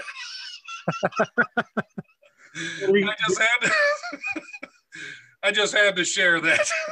The women, the end all be all that we could say as far as guys is like, don't be so thirsty. Don't monopolize our time, you know, especially when we're doing things that are actually like adult things. Like when you bitch about like he's such a child or whatever else because he collects fucking Transformers, for example. I'm not going to say you're wrong, but when he's at work and he's not answering you, leave him the fuck alone. He's doing his job. With my first marriage, I worked in a tool shop, and when you got a call, this was before the age of cell phones because I'm old. When you got a call, they would announce it over the loudspeaker, and and I always said, "Do not call me at work unless it's an emergency." And for a long time, she was fine with it. Then one day I got a call, Don Smith, you have a call online. What? So I got to run over the phone. I'm thinking something happened. I get on the phone. Now, here's the thing. I work day shift. She worked second shift at the time. She's been home all day. I go running over here and answer the phone, and she says, can you pick up milk on the way home? That was her fucking emergency. She was at home all day. Could have gone to get milk. So, yeah, that was the last time that. I hate that. Work. I hate that. That's the worst, you know. And all you're trying to do is get your stuff done. You're trying to get work done. You're trying to get whatever done you're doing. You know, you're working on a car. You're fixing your guitar. You're playing with your buddies, practicing and shit. And then all of a sudden, your phone's going off. Bidding, bidding, bidding, bidding, bidding. It's like, can you shut up for a while? I'm trying to get something done that doesn't involve you. So stop trying to monopolize all my time. This doesn't involve you. I will get a hold of you when I'm done. I will say this much before we get deeper into it. We can get deeper into it, but I know Serenity's got to go soon. Before she does, she had submitted something she wanted to talk about. I'm going to give the floor to Serenity here real quick because she pulled up something on CNN Business to give you an example where scientists are turning spider webs into music, and it sounds like a nightmare, but basically scientists are figuring out how to translate spider webs into music, which could allow us to talk to them. I'll let her dig a little further into it. Serenity, if you're ready to be able to get that out there before you have to go. Serenity. All right. I'm here. I'm here. Sorry. So I found that so interesting. I don't know if you've had a chance to listen to it, but it definitely sounds like a Freddy Krueger nightmarish opera, I guess. Okay. But no, I haven't had a chance to listen to it yet because you sent it while we were recording. Well, I know I forgot earlier. So they're taking spider webs, which they knew for a long time that spiders sense a sound from the webs, which is how they knew how to build it and how they knew where to go and what was theirs. So now they put it in an algorithm that created the actual tones that the spiders are hearing. I started listening to it and I was afraid that like arachnophobia or that movie where all the spiders come out and attack you was going to happen. Like it might attract spiders to you if you listen to it too loud, but it was freaking creepy, but cool because they want to communicate with spiders. That's a little, well, who doesn't want an army of spiders under their command? Well, that's it. Like, I'm scared. Like, give me a military trooper telling me to get down before 100 spiders are knocking at my door. Like, that would scare the shit out of me. Yep. Yeah, that's kind of freaky. You have to listen to it, though, because they take a computer and recorded sounds from spider webs and put it into the tones of the webs that they like 3D created. Like they took real webs and recorded their sounds and put them into a supercomputer that plays the music of the webs. It is super freaky, but cool in a way. I'm kind of curious in the opposite end. And again, you've had a chance to read this where I haven't yet. Like, how do they feel that this is going to allow communications? Like, if the chaoticness of the spider web comes off as nightmarish, how do they think the spiders would resolve to us, you know, in a sense, trying to come in peace by using something like a fucking piece from Mozart? Right. So it's kind of like dubstep is what you're saying. Yeah. I think that they'll probably come out with some Mozart type shit, something a little bit less scary, but maybe the way that they communicate is fear, you know? So it'd be better to just be Freddy Krueger and come after him and be all scary. But would it be scarier with a piece of music or a fucking can of Raid? I don't mean to be if you want to use them later. I don't want to sound mean here, but if I'm trying to induce fear to a spider, wouldn't a flip-flop be more useful than a piece from Slayer? Here's my fear about this. If they're going to like use Mozart and Beethoven, don't women like have force their fetus to listen to that to make them smarter when they're born? What if these are like become hyper intelligent spiders because we're feeding them Mozart and Beethoven and Brahms, and they come out and just I'm worried now. 8-legged freaks. Right. We have murder hornets. We have murder hornets. We're going to have like hacker spiders now. I want to smack the asshole who put a fucking Walkman of fucking Beethoven on that beehive. Murder hornets. That's what it was. You know, it was Beethoven that did that. Right. Well, see, we're getting a little bit into science fiction there, I think, but it could be. I mean, anytime you have some type of technology, some type of military organization tries to grab a hold of it, make a weapon out of it. So that does give me a little bit of fear there. Is what is our government going to think of this technology and how are they going to use it to try to screw with us some more like they always do, or screw with some other country. But they'll try to use it as a weapon. And the thing that I see about all that is like, all right, there could be possibilities for good things, or there could be possibilities for some stupid weapon. I think we go the opposite direction and stay away from the weapon part of it and try to figure out, well, okay, spiders are hairy as hell, right? So you know that vibrations rule our universe. Everything in the whole universe vibrates at certain frequencies. And that's why music reacts to people so well, is because it vibrates those little tiny hairs inside of the cochlea instead of your ear. So that way you pick up. Vibrators are so popular. Well, yeah. Vibrations, right? So all this stuff combined, I'm thinking spiders are hairy, so they're going to pick up on all kinds of vibrations. They're going to get all kinds of signals and frequencies. Well, all that is good.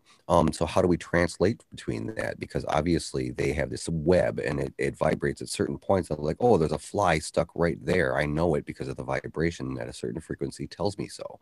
So if we can figure out how to communicate and how to master what they do and their grid pattern of making that web and use it to make some type of music, well, it would be the verge of being able to communicate with them, because that's how they communicate where their food's at.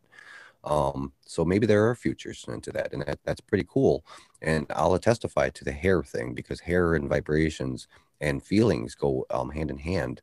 I find for like 6 times in my life, I've cut my hair short, and I have no empathy for anyone or anything. It seems when I cut my hair short, I lose a lot of feeling about other stuff going on in other people's lives and things like that. I don't pick up on anybody's feelings and stuff. I have a ability to ignore it. And I just know that hair is a sensory organ. It's just like trackers back in like World War I or World War II. They had native people who were trackers, and they chopped their hair off, and all of a sudden they lost like half of their tracking abilities. And so the military said, no, we're not cutting their hair anymore. So then they had trackers that were native that weren't exactly, they had their long hair, they hadn't had it chopped, and they were much better at tracking because it's a sensory organ. It's just like whiskers on a cat. Well, no, and you bring up something that it's I find extremely interesting, because I've kind of felt the same way, but I've never put it in that transponded before. Back when I've had longer hair or longer beard, I think I was more, for lack of a better term, sympathetic to other people's feelings. But now that I'm older and I keep my hair short simply because I'm too lazy to let the hair grow, to be completely honest, I just, the only reason I don't have long hair now is because I just don't have the patience to wait a couple of years for it to get long again. And it's just, I do feel that there are times, especially when it comes to political realm, and I don't mean to be, bring politics into this, but I think, 10 years ago when I had long hair, I think I'd be more sympathetic to arguments I don't necessarily agree with than I am now. I actually am sitting here right now wondering if there's some validity to what you're saying, as far as like,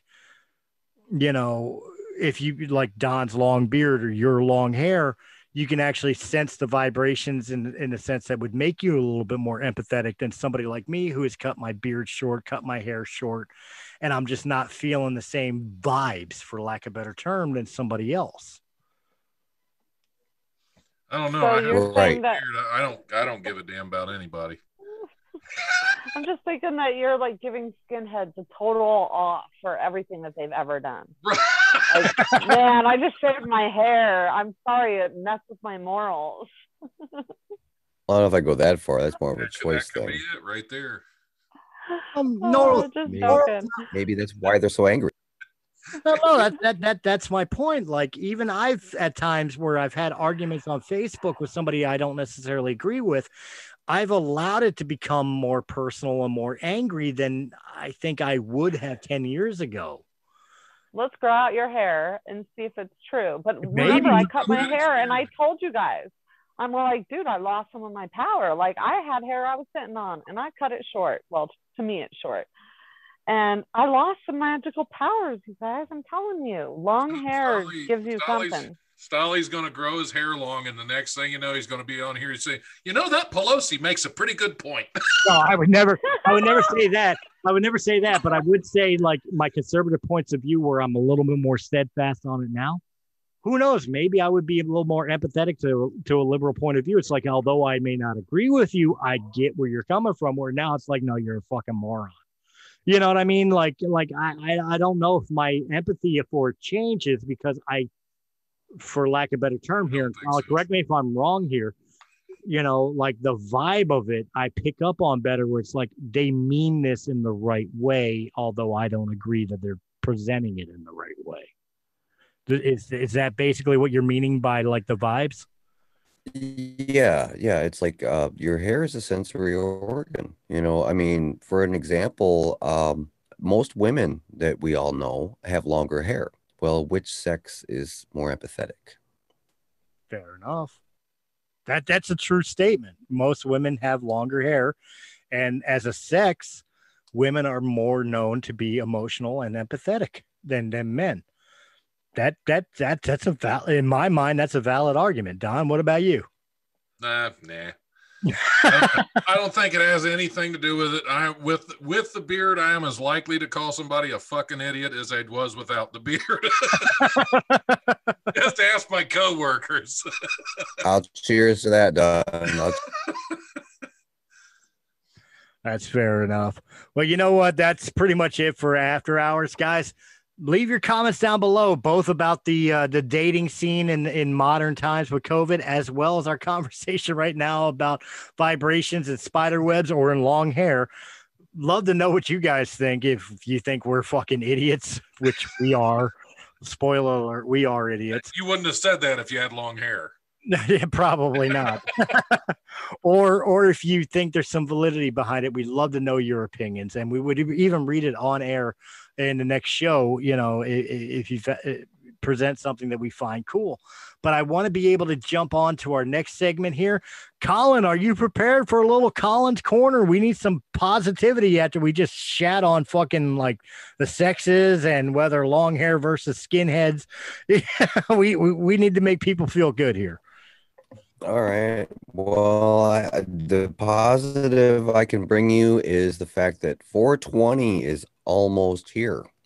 And this year, if you look on website earthday.org, there's a nice setup there. They've got all kinds of stuff going on. They're starting to celebrate Earth Day, which is on the 22nd, but they're starting on 420. And there's different things they've got going on here. If you check out that website. But if anybody is aware of Earth Day and they want to be involved with something, check out that website. They probably have links here of different places, different things that are going on in different areas around the country, probably around the world too. But yeah, so celebrate your 420 and go smoke a fat one. And then the 21st, 22nd, plant a tree, plant some flowers or something, because Earth Day, we got to recognize, just because we're all sick and everybody's got the COVID stuff going around, where everybody's wearing masks, we're still on a planet. We're still here. And Earth Day is something I think that I don't really pay that close of attention to all the time, but I just noticed it, and it's coming up. So let me play, be ready for it and plant some flowers. Let me play inclusive here for a minute here.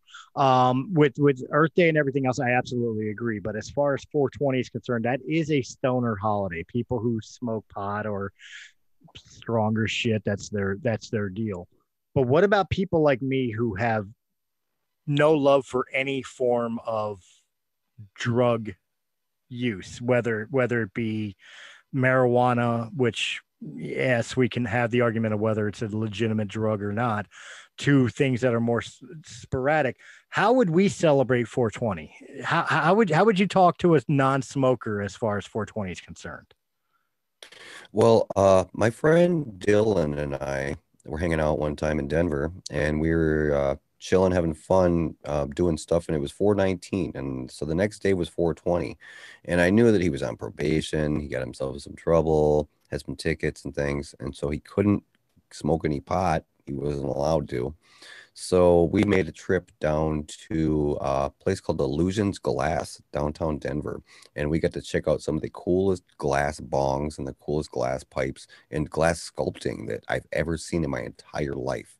It was really badass. So if you're in the Denver area and you can get down to Illusions Glass, give them a quick plug, check them out. They've got some amazing stuff. They've got this huge pirate ship that's made out of glass, and it's gorgeous. They got the winds and the sails and the ropes and all the rigging, and it's all little tiny pieces of glass that they fuse together. It's great. So yeah, there's something that I did on 420 to satisfy my friend because he couldn't smoke. Well, right on, but I mean somebody who doesn't necessarily agree with marijuana in a recreational reasoning, but at the same time, if they were a friend of yours, they wanted to celebrate with you, but they don't smoke pot. They don't think it's a positive thing. How would they celebrate? Like, how would you suggest somebody like them to celebrate? By minding their own goddamn business. There you fucking go. I was trying to be inclusive here. God damn it. Don't need to be inclusive in that. If they don't like it, they can mind their business. Well, if they're not smoker, well, hey, have them check out something else that's made of glass, something that is inspired by that. Otherwise, look at all the other attributes of the drug. It's a hemp. They make rope out of it. They make clothes out of it. All kinds of good stuff. Well, I was trying to be fair. Like, okay, if you and I were hanging out and it was 420, you want to smoke a bowl because it's 420. You want to do that. I don't do that. Should I drink a beer? Would that be my way of inclusiving into it? Yeah, sure, dude. Give them a cheers. Made of glass. Yeah. Well, yeah, you could go have a beer and play a game of pool with the guy, and the guy would go outside and smoke a joint and come back in. Yeah, makes sense. There you go. So for 420 for my fellow non-smokers, you could still be involved. Just you don't have to smoke pot. Yeah, just support your local smoking buddies. That's all. Oh, But don't forget about Earth Day. Everybody, don't forget about Earth Day. If you get a chance, think about it. On the 22nd, plant a flower. Do something nice. Pick up some garbage. Try to help out the earth a little bit. We all got to pitch in. We all got to share this lucky, crappy rock we live on. So, see if you guys all pitch in. Maybe we can get somewhere in this world. Yeah, plant a tree. Plant some flowers. Plant a tree and stop carving your fucking initials into it. that was me. Yes. Sorry. I still go to Pennypack Park. I literally just went with my son this week to Pennypack Park, and he finds it amazing about all the carvings of like this person loves this person from 1979 in the tree, and I try to give him a positive reinforcement of it. It's like, well, that's kind of history right there. You see somebody who loved each other back in 79, and that's still there here in 2021.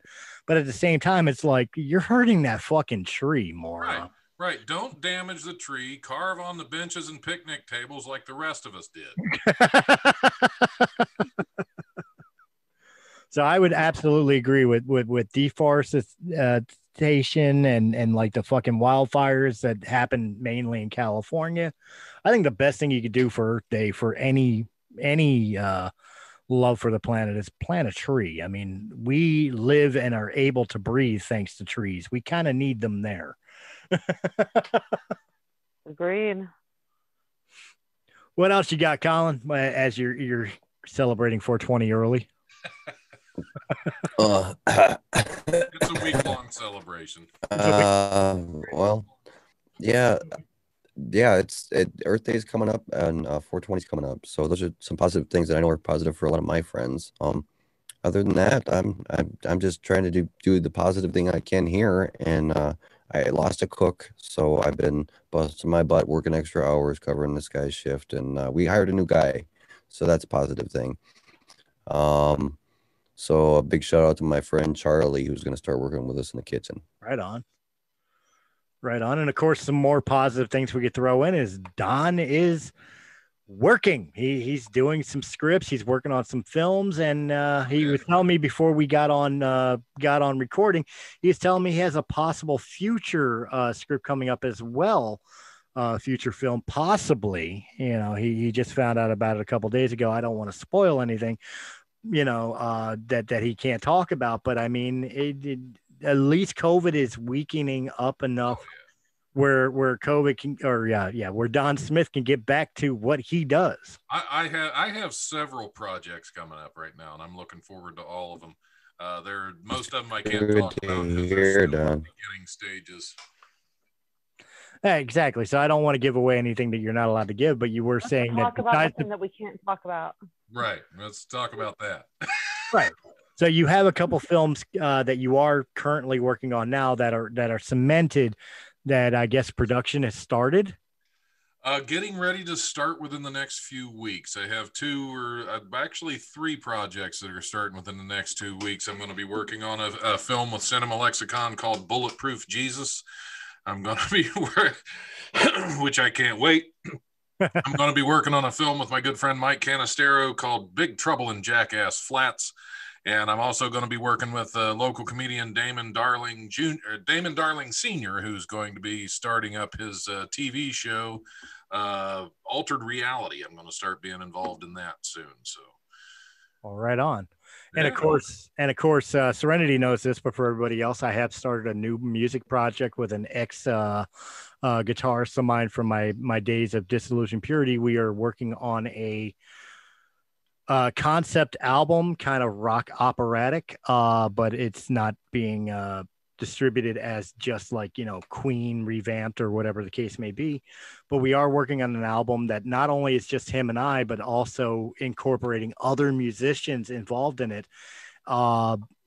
More details can't go in yet, but it is going to be released through Breaking the Fourth Wall Entertainment and Vinyl Profit Productions, which is where Serenity would fall in line with. So, I mean, positivity is I'm back in music and writing songs and getting them out to Josh, and Josh and I are hashing out the music formats of it. And once we hash all that out, we're going to be looking to bring in other musicians as guest musicians to contribute and incorporate into it. And when we release this, I'm hoping to release this through Blind Cafe Radio. Blind Mike's not here to see it, but I want to release it through Blind Cafe Radio, where any proceeds of the album would go to helping a charity of Blind Cafe Radio, since most of their DJs and most of their listeners are people who are visually impaired or otherwise. I want the album to help raise awareness of those types of situations. So that's a positivity in our light. Well, that's great, Chris. It sounds like you got something going in a good direction. Yeah, awesome. Well, you and your future music projects may get a fucking email from me saying, "Hey, you want to be involved with this song?" So, sure. So right now, you need to send me some demo stuff so I could talk to some people for you. Well, right now we're in the lyric and basics of the music stage.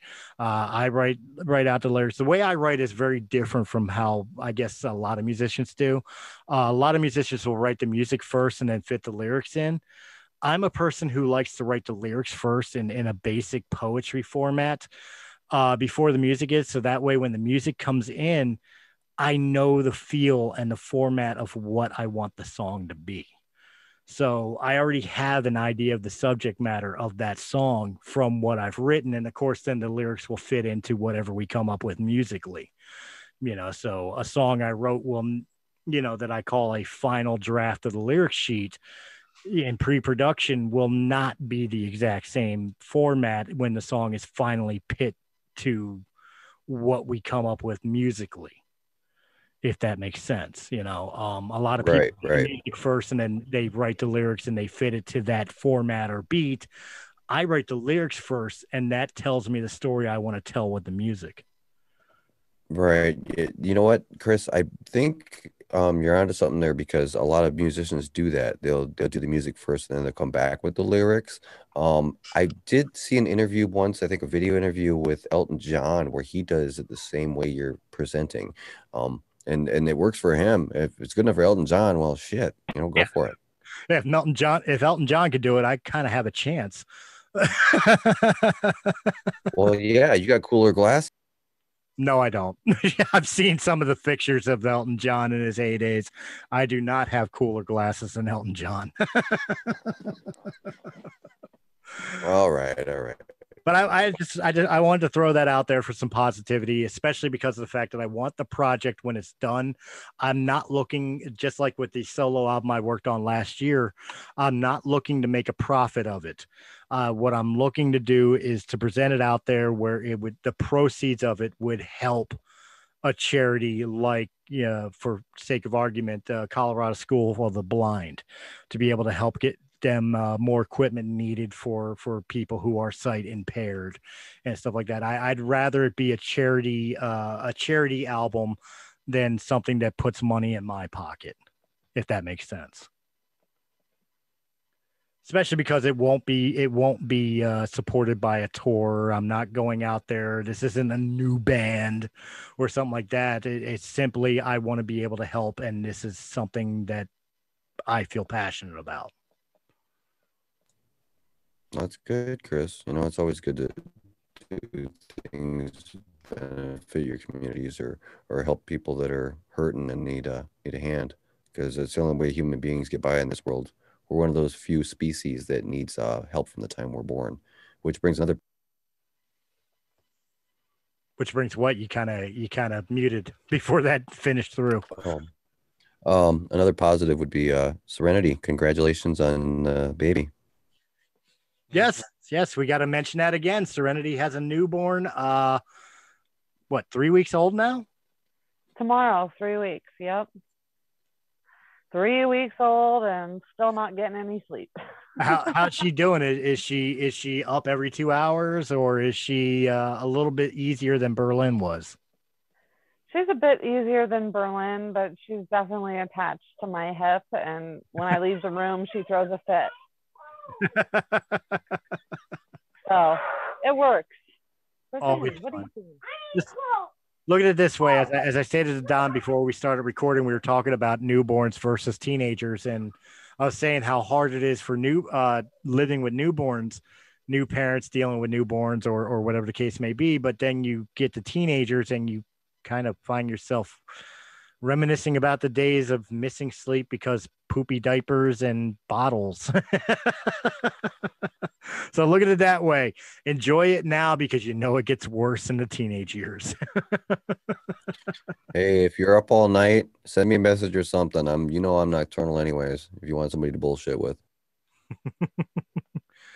And with that, guys, we'll go ahead and go around the room and let everybody know where you can find everybody. Don, we'll start with you. Tell everybody where they can find you. Well, you can always find me on at thelife1069.com. You can find me on Facebook at Don Smith Comedy or The Life 1069. You can also find me on Twitter at Don Smith Comedy. I still post stuff from time to time. The Life radio show is on hiatus right now, but thinking about bringing it back. But you can also check out my IMDb page, imdb.me/Donald Smith. Check out some of the stuff I have out there and some of what's coming up. Right on. And Mr. Colin Washburn, where can they send you some positivity? Well, I'm available here on Facebook. I am on YouTube, and you can message me if you like to colinwashburn@gmail.com, and I will pass on messages to any of the other people in our group. Right on. And then last but certainly not least, Miss Serenity, where can somebody send you a secondhand onesie or a pack of diapers? Oh God, the diapers definitely come in handy. vinylprofitrecords@gmail.com, or any of you guys know how to reach me. And of course, guys, if you enjoyed this podcast in any capacity, hit that thumbs up button, share, comment, subscribe, and of course, check us out on the audio only formats, which can be heard through Anchor.fm, Apple, iTunes, Spotify, Pandora, iHeartRadio, or wherever quality podcasts can be heard. Just look up Breaking the Fourth Wall Entertainment. Of course, down in the description down below, you can also find it in our link tree. And guys, thank you very much for hanging out with us. I hope you enjoyed it. I definitely know we had a good time, and we will catch you on the next Breaking the Fourth Wall Weekly. Have a good night.